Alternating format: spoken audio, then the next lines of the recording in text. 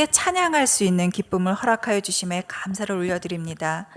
하나님 말씀을 들을 때에 우리 가운데 깨닫는 은혜가 있게 하여 주시옵소서. 예수님의 이름으로 기도드립니다. 아멘. 오늘 함께 읽으실 하나님의 말씀은 시편 50편 1절에서 23절까지의 말씀입니다. 시편 50편 1절에서 23절까지의 말씀을 함께 봉독하겠습니다. 전능하시니 여호와 하나님께서 말씀하사 해 돋는 데서부터 지는 데까지 세상을 부르셨도다. 온전히 아름다운 시온에서 하나님이 빛을 비추셨도다. 우리 하나님이 오사 잠잠하지 아니하시니 그 앞에는 삼키는 불이 있고 그 사방에는 광풍이 불리로다. 하나님이 자기의 백성을 판결하시려고 위 하늘과 아래 땅에 선포하여 이르시되 나의 성도들을 내 앞에 모으라. 그들은 제사로 나와 언약한 이들이니라 하시도다. 하늘이 그의 공의를 선포하리니 하나님 그는 심판장이심이로다. 내 백성아 들을지어다. 내가 말하리라. 이스라엘아 내가 내게 증언하리라. 나는 하나님 곧 내 하나님이로다. 나는 내 재물 때문에 너를 책망하지 아니하리니 내 번제가 항상 내 앞에 있음이로다. 내가 내 집에서 숫소나 내 우물에서 숫염소를 가져가지 아니하리니 이는 살림의 짐승들과 뭇산의 가축이 다 내 것이며 산의 모든 새들도 내가 아는 것이며 들의 짐승도 내 것이미로다. 내가 가령 줄여도 내게 이르지 아니할 것은 세계와 거기에 충만한 것이 내 것이미로다. 내가 숫소의 고기를 먹으며 염소의 피를 마시겠느냐. 감사로 하나님께 제사를 드리며 지존하신 이에게 내 서원을 갚으라며 환난 날에 나를 부르라. 내가 너를 건지리니 네가 나를 영화롭게 하리로다. 악인에게는 하나님이 이르시되 네가 어찌하여 내 율례를 전하며 내 언약을 내 입에 두느냐. 네가 교훈을 미워하고 내 말을 내 뒤로 던지며 도둑을 본즉 그와 연합하고 간음하는 자들과 동료가 되며 내 입을 악에게 내어주고 내 혀로 거짓을 꾸미며 앉아서 내 형제를 공박하며 내 어머니의 아들을 비방하는도다. 네가 이 일을 행하여도 내가 잠잠하였더니 네가 나를 너와 같은 줄로 생각하였도다. 그러나 내가 너를 책망하여 내 죄를 내 눈앞에 낱낱이 드러내리라 하시는도다. 하나님을 잊어버린 너희여 이제 이를 생각하라. 그렇지 아니하면 내가 너희를 찢으리니 건질 자 없으리라. 감사로 제사를 드리는 자가 나를 영화롭게 하나니 그의 행위를 옳게 하는 자에게 내가 하나님의 구원을 보이리라. 아멘. 네, 오늘 본문 말씀은 하나님의 심판의 메시지를 담고 있습니다. 그런데 놀라운 것은 해가 뜨는 데서부터 지는 데까지 모든 세상 사람들을 불렀지만 심판의 대상은 자기 백성이라는 사실입니다. 4절과 5절을 다시 한 번 더 읽어보겠습니다. 하나님이 자기의 백성을 판결하시려고 위 하늘과 아래 땅에 선포하여 이르시되 나의 성도들을 내 앞에 모으라. 그들은 제사로 나와 언약한 이들이라 하시도다. 하나님의 믿는 이들, 하나님을 믿는다고 하는 이들이 모두 하나님 앞에 모였습니다. 우리도 이 자리에 불려갈 사람들이지요. 부르신 이유는 4절에 나와 있습니다. 자기의 백성을 판결하시려고. 하나님이 친히 심판장이 되어서 자기 백성의 악함을 심판하시겠다 이렇게 말씀하고 계십니다. 심판하실 이 하나님이 어떤 분인지는 하늘이 그분을 증언합니다. 그분의 공의로움을 하늘이 선포합니다. 그리고 심판을 받을 우리 증인은 하나님이 친히 증언하시겠다 말씀하십니다. 증인이신 하나님은 우리의 하나님, 너의 하나님이시라고 심판을 받는 자리에 서 있는 나와 하나님과의 관계를 말씀하십니다. 완벽하게 심판의 자리는 마련되었습니다. 하나님이 임재하시는 거룩한 땅 시온에 이 재판이 열립니다. 하나님이 온 세상에 선포하는 공의로운 재판장이 계시고 심판받을 이인 하나님의 백성들이 있습니다. 또한 하나님의 백성들을 고발한 증인도 있습니다. 우리는 이 재판장에, 이 재판의 자리에 불려가서 어떤 재판을 받게 될까요? 8절을 한번 읽어보겠습니다. 나는 내 재물 때문에 너를 책망하지 아니하리니 내 번제가 항상 내 앞에 있음이로다. 우리의 예배드림 자체가 심판의 이유가 아닙니다. 항상 예배 자리에 있는 우리를 심판대에 불러 세우신 이유는 알맹이가 빠진 너무나 형식적인 우리의 태도 때문에 불렀다라고 말씀하시죠. 하나님은 이스라엘 백성들과 맺은 언약, 제사에 대해서는 책망할 것이 없다라고 하셨습니다. 제사를 드리는 이스라엘, 하나님의 이 백성들은 이 제사를 행함으로 여전히 하나님과 언약 관계 안에 있습니다. 희생 제물을 드림으로 죄를 용서받을 수 있습니다. 이스라엘 백성들은 하나님께 매일 상번제, 매일매일 드리는 번제입니다. 상번제를 드리며 하나님 앞에 켜놓은 불조차도 꺼지지 않도록 열심히 돌봤습니다. 이 언약을 행하는 자기 백성들과 매일 하나님 앞에 상번제를 드리는 이들인 제사장들에게 하나님은 분명히 말씀하십니다. 이런 제사는 내가 인정하마. 그런데 이 제사가 너희의 책망거리다. 가장 중요한 것이 빠졌다는 거죠. 제사의 행위는 있으나 제사 드리는 자의 마음이 거기에 전혀 담겨 있지 않다는 겁니다. 어차피 하나님께 드리는 모든 제물들은 그 소유권이 하나님께 있습니다. 자기 백성들이 드리는 이 제사의 제물이 하나님의 식량이 되는 것이 아닙니다. 백성들이 하나님께 제물을 드리지 않아도 하나님은 아무 상관이 없는 분입니다. 백성들이 피의 제사를 드리도록 한 이유는 오로지 백성의 죄를 용서해 주기 위해서 짐승의 피를 흘림으로 그 죄를 동물에게 전가시켜 주는 것.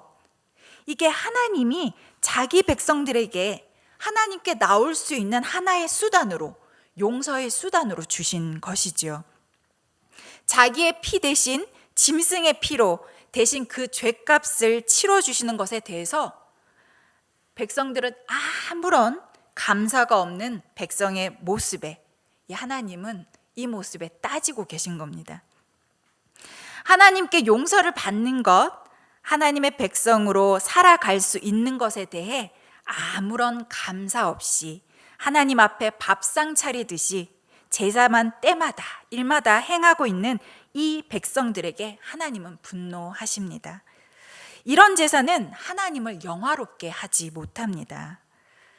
여러분은 드리고 있는 이 모든 예배마다 감사의 예배를 드리고 계신가요? 모든 예배에 감사가 넘쳐나십니까? 저한테 똑같은 질문을 한다면 너는 감사가 넘치니? 물어보면 아니요 라고 대답할 거예요.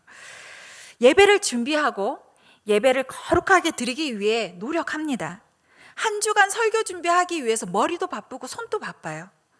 그런데 정작 예배 자리에 앉아서 제가 하나님께 예배 드릴 때는 감사함이 빠져있지 않나 하는 생각을 하게 됩니다.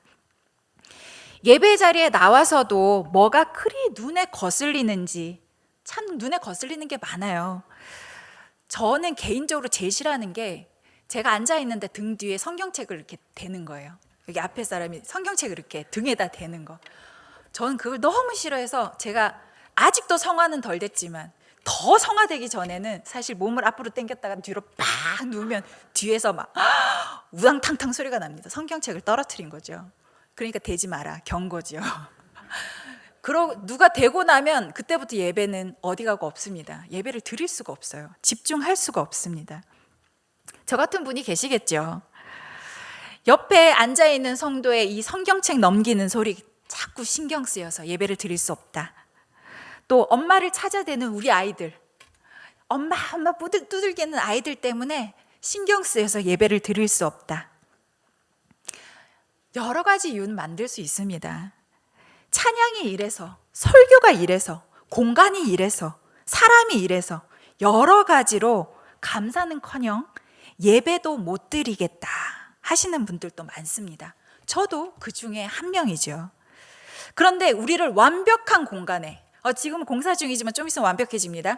완벽한 공간에 우리를 딱 가져다 놓고, 데려다 놓고 이제 하나님께 감사의 예배를 드리라 한다면 우리는 감사의 예배를 드릴 수 있을까요?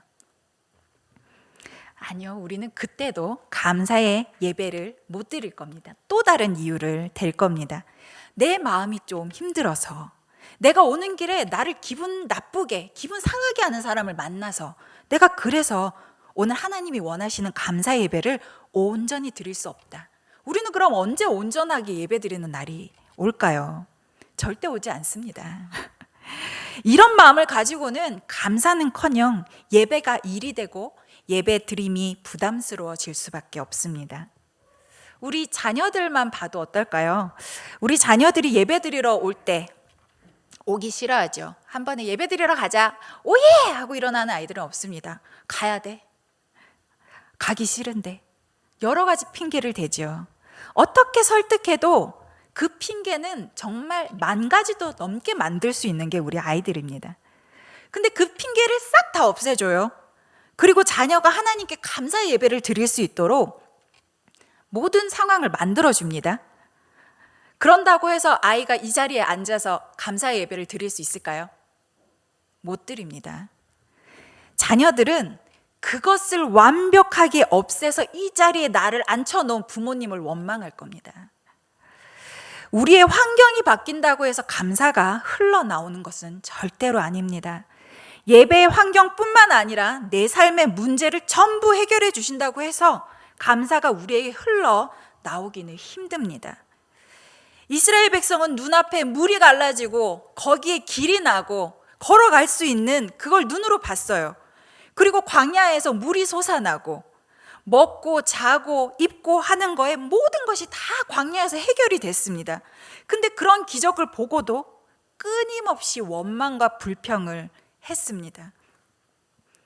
우린들 그들과 다르겠습니까? 만나를 먹으면서 옛날에 애굽에 앉아서 먹었던 그 음식이 먹고 싶듯이 우리의 이 옛 본성은 그대로 남아 있습니다.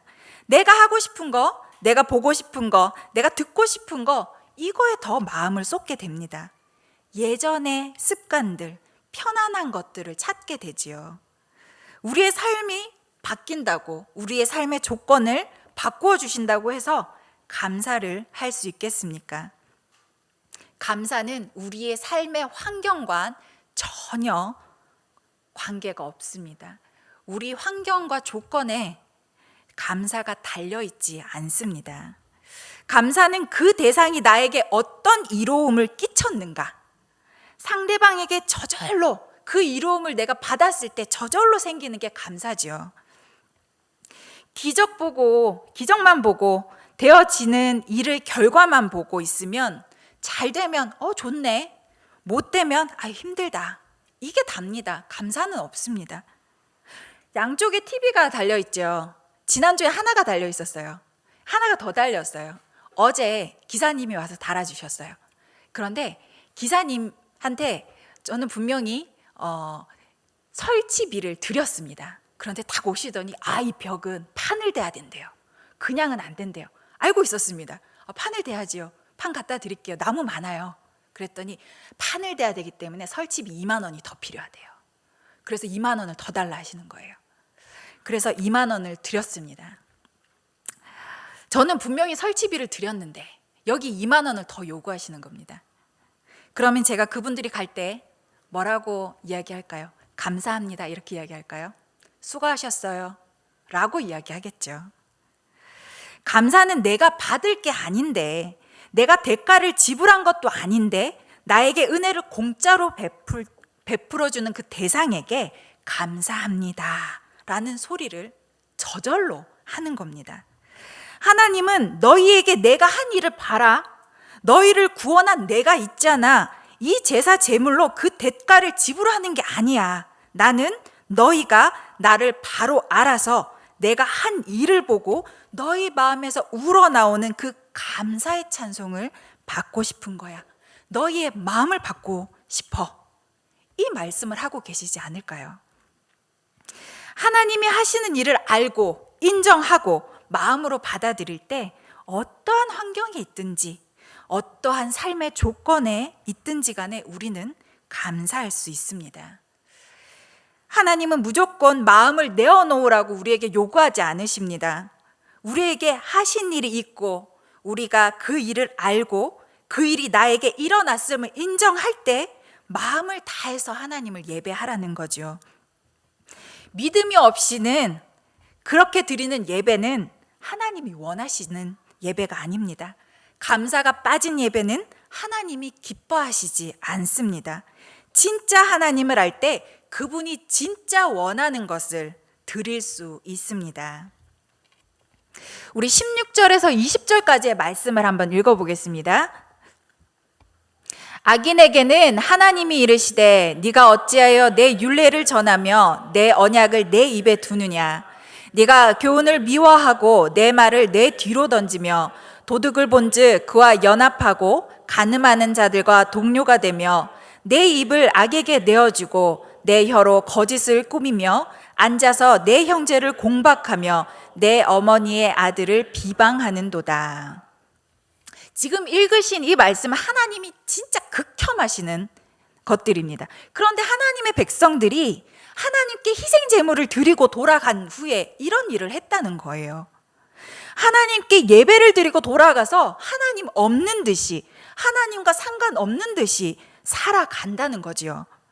특히나 17절에서 20절까지의 이 말씀은 십계명에 있습니다. 살인하지 말라, 간음하지 말라, 도둑질하지 말라, 내 이웃에 대해서 거짓 증거하지 말라. 이 계명들을 모두 어기고 있습니다. 살인과 도둑질과 간음은 거짓말하는 것보다는 이 죄의 무게가 상대적으로 작아 보입니다. 직접적으로 죄를 짓든지 간접적으로 죄를 짓든지 그 죄의 무게는 하나님 앞에서 다르지 않습니다. 죄는 죄일 뿐입니다. 하나님의 말씀은 듣고 알고 가르치면서 그의 행동은 하나님의 말씀과는 전혀 상관없는 듯 살아갑니다. 하나님을 종교 행위로만 섬기는 이들에게 하나님은 나를 우상으로 만드는 너희는 악인이다, 이렇게 부르십니다. 얼마나 무섭습니까? 나를 악인이라고 불러요. 예배 자리에 나와 있는데.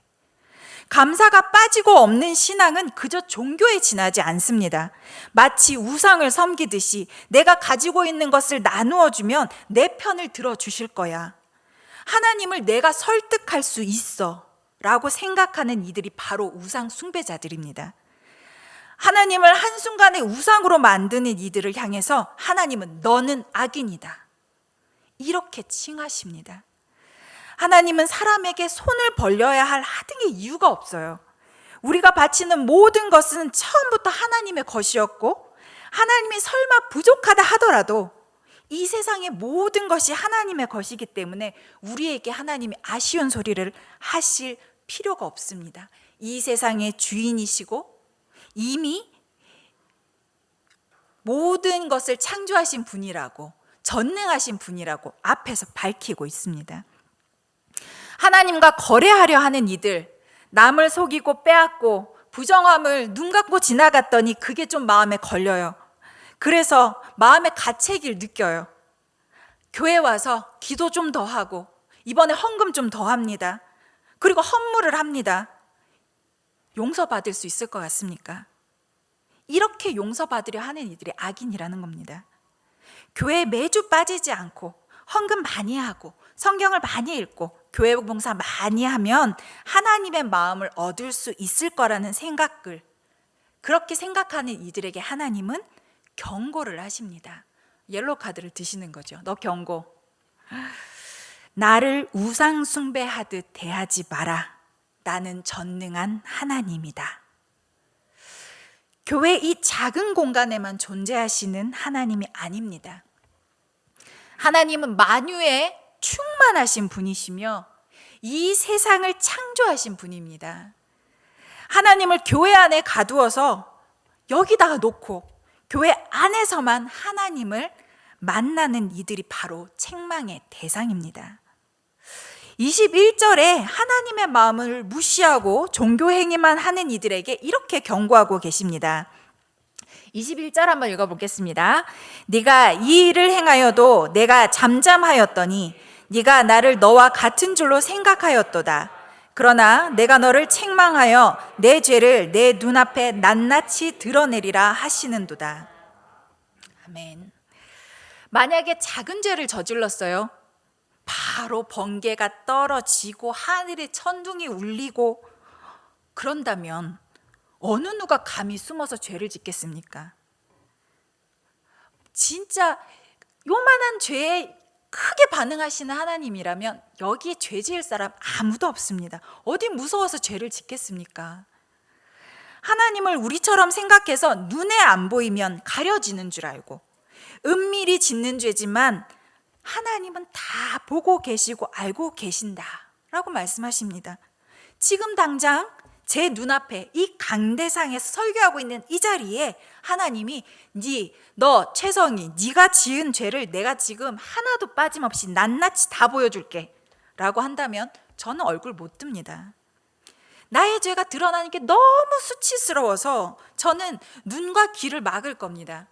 내가 지은 죄인데도 볼 수가 없어서요. 마주하기 싫어서요. 하나님이 제가 지은 죄를 드러내실 때 제가 드린 헌금이 그것을 가려줄까요? 아니면 제가 교회에서 했던 봉사의 시간이 그 죄를 가려줄 것 같습니까? 하나님이 심판하실 때, 죄를 드러내실 때 그 죄를 덮어주고 가려줄 것은 우리의 힘으로는 아무것도 없습니다. 우리가 했던, 우리가 드렸던 어떤 것도 그 죄를 가감하거나 덮어줄 수 있는 것은 아무것도 없습니다. 하나님이 악하다라고 말씀하시는 것은 다 어디에 초점을 두고 있는지 한번 보면 모두 내 주변인들, 내 이웃에게 지금 너는 어떻게 하고 있냐 이걸 보고 계십니다. 다른 사람에게 너는 어떻게 하고 있는데 이걸 보시는 거예요.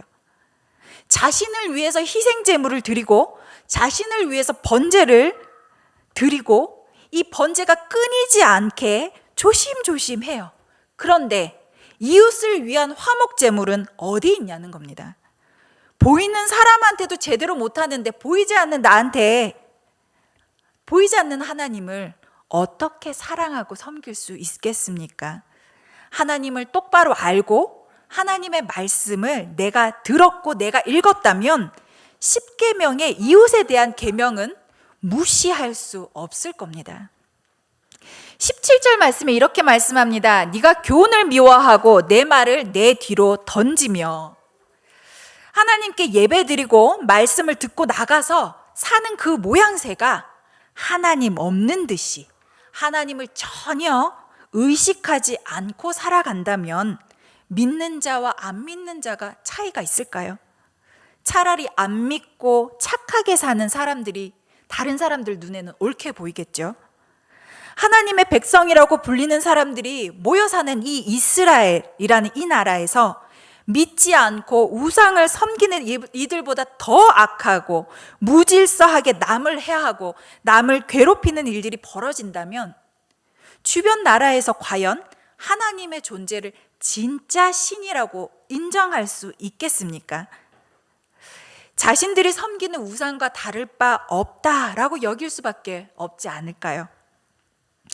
믿는 사람들이 모여있는 이 교회 안에서 싸움이 나고 돈 문제가 터지고 목사님의 스캔들이 터지고 이런 부정함들이 판을 친다면 교회 밖에 있는 사람들은 과연 우리가 믿는 하나님이 계신다고 생각을 하겠습니까?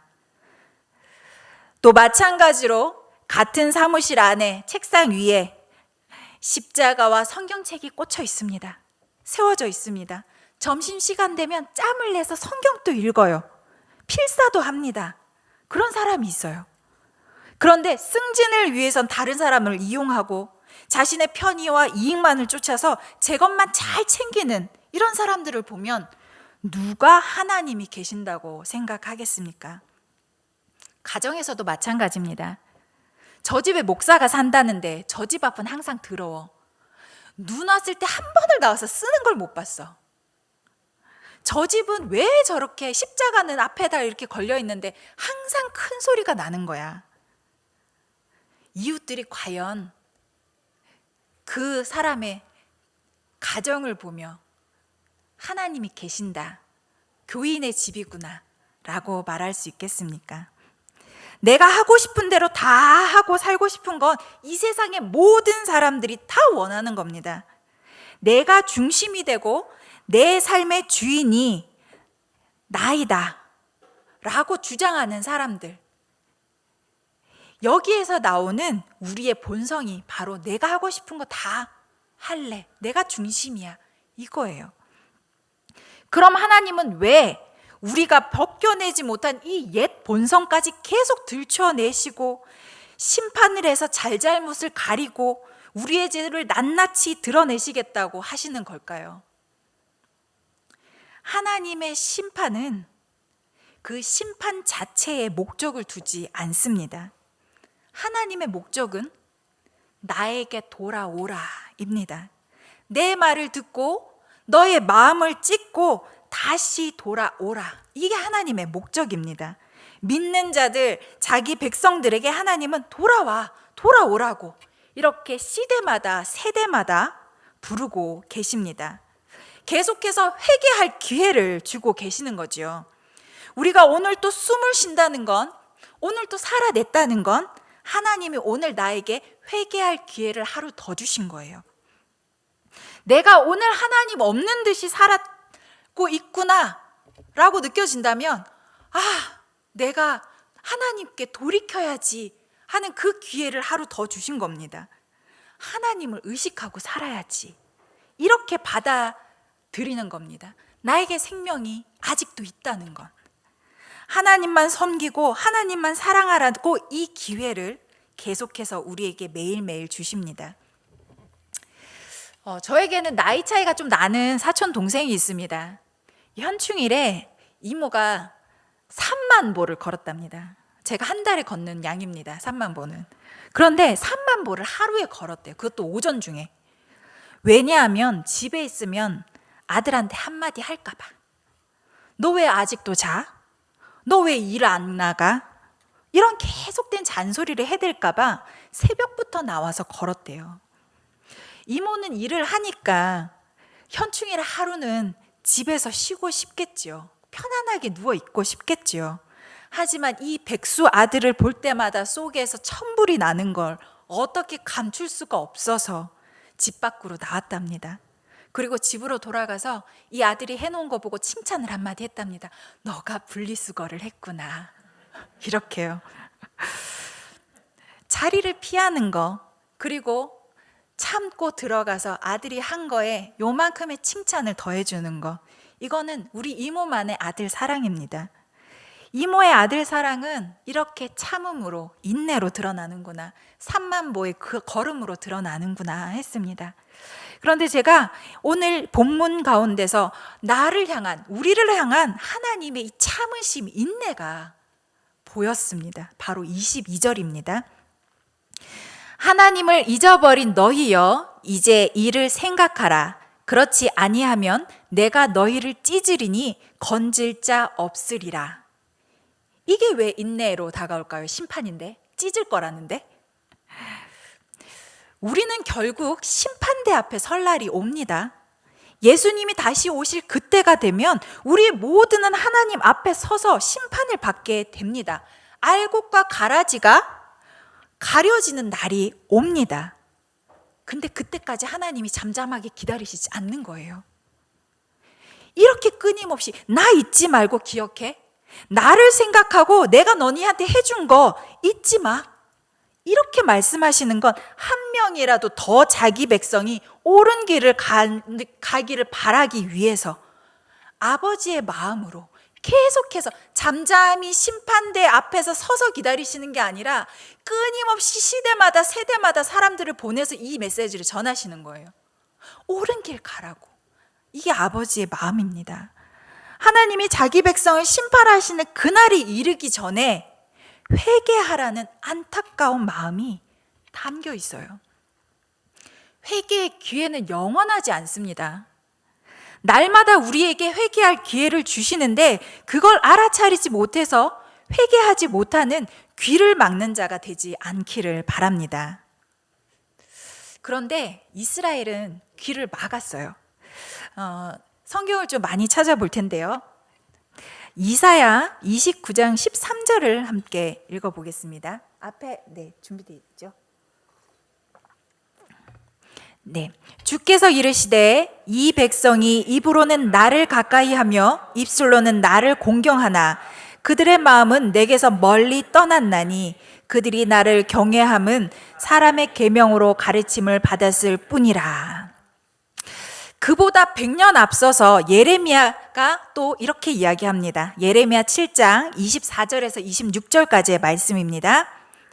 그들이 순종하지 아니하며 귀를 기울이지도 아니하고 자신들의 악한 마음에 꾀하 행하여 그 등을 내게로 돌리고 그 얼굴을 향하지 아니하였으며 너희 조상들이 애굽 땅에서 나온 날부터 오늘까지 내가 내 종 선지자들을 너희에게 보내되 끊임없이 보내었으나 너희가 나를 순종하지 아니하며 귀를 기울이지 아니하고 목을 굳게 하여 너희 조상들보다 악을 더 행하였느니라. 하나님이 끊임없이 사람을 보내어서 하나님의 말씀에 귀를 기울이고 하나님의 백성답게 살기를 요청을 했습니다. 하지만 이스라엘은 끝끝내 멸망하고 맙니다. 못 지켰어요. 듣지 않았어요. 그런데 하나님도 참 대단하시지요. 이제는 포기할 법도 합니다. 앵간히 해라. 이제 나도 지쳤다. 에라이 모르겠다. 심판날 보자 하셔도 됩니다. 그런데 끝까지 포기하시지 아니하시고 자기 백성들을 향한 꺾이지 않는 소망이 하나님께 있는 겁니다. 이사야 49장 6절 말씀을 한번 볼까요? 여기에 하나님의 말씀이 고스란히 마음이 들어가 있습니다. 그가 이르시되 내가 나의 종이 되어 야곱의 지파들을 일으키며 이스라엘 중에 보존된 자를 돌아오게 할 것은 매우 쉬운 일이라. 내가 또 너를 이방의 빛으로 삼아 나의 구원을 베풀어서 땅 끝까지 이르게 하리라. 아멘. 멸망당했지만 이스라엘 백성이 이방의 빛이 되어서 하나님이 베푸신 이 구원을 땅 끝까지 전할 거라는 이 소망을 하나님께서는 드러냅니다. 너무 쉬운 일이야 이렇게 말씀하십니다. 근데 이 소망이 이루어졌어요. 한 구절 더 찾아볼까요? 이제 더 찾아보자 말을 안 하겠습니다. 네, 한 구절만 더 찾아보겠습니다. 누가복음 2장 32절 말씀입니다. 이방을 비추는 빛이요 주의 백성 이스라엘의 영광이니이다 하니. 하나님은 자기 백성들에게 구원의 길을 열어주셨습니다.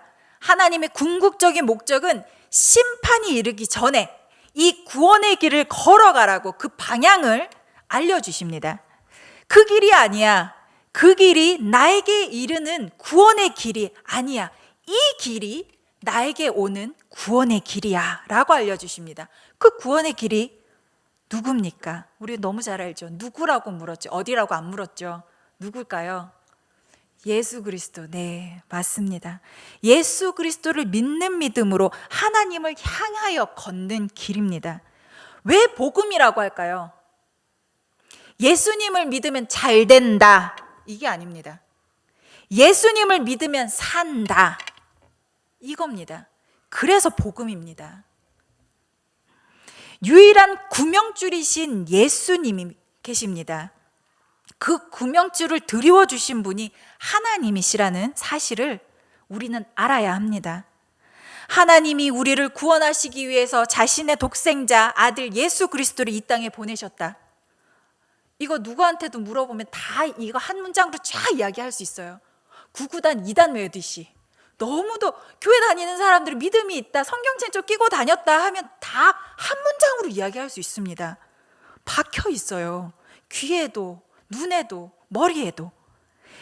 그런데 이 박혀 있는 이 한 문장의 이 말씀이 우리에게 감격으로 다가오십니까? 지금 혹시 제 이 한 문장을 듣고 눈물 흘리신 분 계세요? 저도 이 한 문장을 이야기하면서 감격의 눈물 흘리지 않았습니다. 어느새 너무 당연하게 받아들이고 있습니다. 너무너무 당연해서 이제는 감사가 나오지 않는 거예요. 만약에 내가 예수님이 없었다면 하나님을 만나기 위해서는 피냄새가 풀풀 나는 제단 앞으로 안 끌려오려고 하는 그 짐승을 끌고 가서 내 손으로 피를 묻혀야지 겨우 하나님 앞에 갈 수 있습니다. 그것도 내가 직접 가는 게 아니라 제사장을 통해서만 가능합니다. 그런데 이 거추장스럽고 이 소란스러운 모든 과정을 한 번에 해결해 주신 게 우리가 아니라 하나님입니다. 자기 아들을 우리에게 주셨습니다. 그 말은 하나님 앞에 직접 내가 바로 누구를 통하지 않고 갈 수 있다는 말입니다. 어디를 밟고요? 대신 십자가에서 피를 철철 흘리고 돌아가신 예수님을 질근질근 밟고 가야 합니다. 근데 대가를 요구하십니까? 아니요. 우리는 드릴 게 없습니다. 드릴 수도 없습니다. 내가 가진 것 중에 하나님께 아닌 것이 없습니다. 우리가 먹고 쓰고 하는 것 중에서 이 땅에서 나오지 않은 게 어디 있습니까? 그 원재료들은 모두 하나님이 만드신 이 땅에서 가져다가 우리가 가공하고 합성하고 그렇게 만들어서 쓰는 거 아닙니까? 하나님은 우리에게 내가 한 일을 보라 라고 하셨습니다. 내가 너희에게 구원을 베풀었다. 그리고 예수님은 그 구원의 마침표를 찍고 다 이루었다 하셨습니다.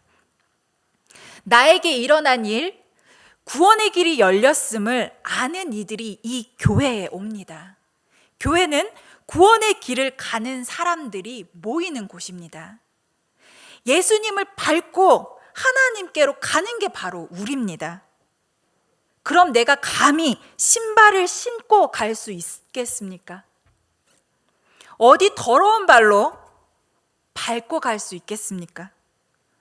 여기를 건너가야 하나님을 만날 수 있으니, 내가 살 수 있으니 건너는 가야 되는데 내 발바닥이 깨끗한지 한 번 더 살펴보지 않겠습니까? 그렇게 가는 것도 죄송스러운데 내가 가진 더러움을 묻히면서 갈 수 있겠습니까? 그래서 성도입니다. 거룩한 사람들, 하나님의 거룩하심을 닮아서 우리도 거룩해야 하는 사람들이 바로 우리입니다. 물에 빠져가는 배에 구명보트가 한 자리 남았습니다. 근데 그 한 자리를 나에게 양보하고 빠져가는 그 배에 함께 빠져 죽은 사람이 있다면 그렇게 얻은 그 생명을 가지고 막 살 수 있는 사람이 있겠습니까? 없습니다. 빚진 자로 평생을 살겠지요. 나도 다른 이들에게 도움을 주고 베푸는 사람이 되리라, 이런 생각을 하면서 살 것 같습니다. 하나님은 우리에게 그런 게 예배야, 예배는 그런 거야 라고 말씀하십니다. 하나님이 하신 일을 보며 나에게 일어난 일이구나 하고 아는 것, 그리고 믿는 것, 그리고 하나님이 하신 일에 대해서 반응하는 것, 그게 우리에게 있기를 원하십니다. 그냥 드리는 게 아니라 반응, 감사를 함께 드리는 거죠. 하나님의 관심은 제물로 드린 고기에 있지 않습니다. 감사 자체가 하나님께는 예배이며 제물입니다. 예배는 하나님의 하신 일, 예수 그리스도를 통해 우리를 구원하신 일에 감사함으로 드리는 우리의 반응입니다. 은혜의 반응인 감사를 온 성도들이 올리는 것, 그리고 표현하는 것, 이것이 하나님이 원하는 것이고 하나님이 중요하게 생각하는 것입니다. 그리고 내 삶은 하나님께 대하여 빚진 자로 살아가는 것, 이 빚진 자의 마음으로 살 때 밖으로는 하나님을 드러낼 수밖에 없고, 또 비로소 하나님을 영화롭게 하는 삶으로 나아가게 되겠지요. 성도는 언제나 하나님을 의식하며 사는 사람들입니다. CCTV가 달려있는 곳에서 범죄를 저지를 사람이 없지요. 증거가 남는데요. 보는 게 있는데요. 하나님을 마치 감시자로 생각하라고 이런 말씀을 드리는 건 아닙니다. 그러나 하나님을 뒤로 던지고 하나님께 등을 돌린 듯이 살아가지는 않기를 바랍니다. 언제나 하나님을 의식하며 사는 삶, 그건 결코 쉬운 삶이 아닙니다. 그러나 23절 말씀처럼 하나님의 말씀 따라 살기를 애쓰는 사람들에게 하나님은 이미 구원하셨으나 삶의 고비고비마다 우리의 삶에 개입하셔서 우리를 도우시고 구원하시는 은혜를 베푸실 거라고 믿습니다. 우리의 삶의 모양이 어떻든지, 삶의 환경과 조건이 어떻든지 하나님이 우리에게 하신 일은 변함없고 하나님이 우리를 향한 그 마음도 변함이 없습니다. 매일 우리의 마음을 새롭게 함으로 하나님이 주신 은혜를 볼 수 있고 그 은혜로 인해서 하나님의 자녀다운 삶, 거룩한 성도의 삶을 내가 있는 그 모든 곳에서 살아내기를 소망합니다. 우리의 숨쉬는 모든 시간이 하나님께 감사의 예배를 드리는 시간이며 우리에게 주시는 기회임을 알고 놓치지 않기를 소망합니다.